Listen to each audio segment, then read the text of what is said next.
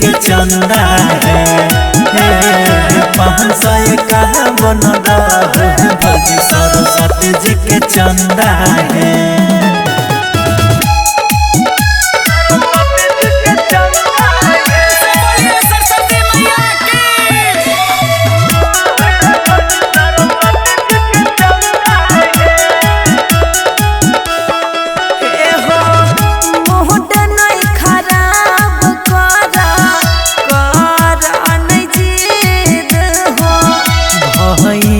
के नाम से भौजी काटल या रसीदा है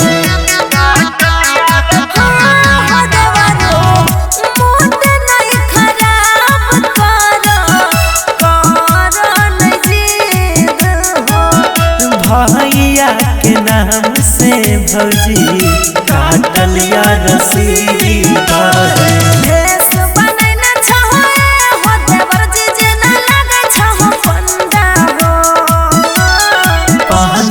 51 है भौजी सरस्वती जी के चंदा है 500 51 है भौजी सरस्वती जी के चंदा है।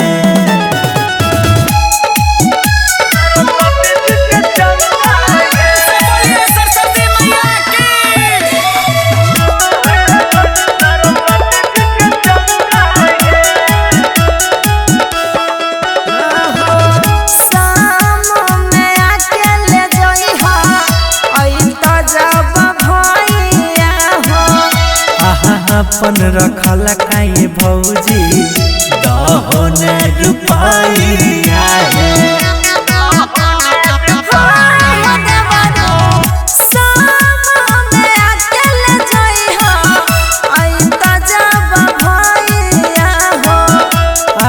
अपन रखल काये भौजी दहने रुपैया है।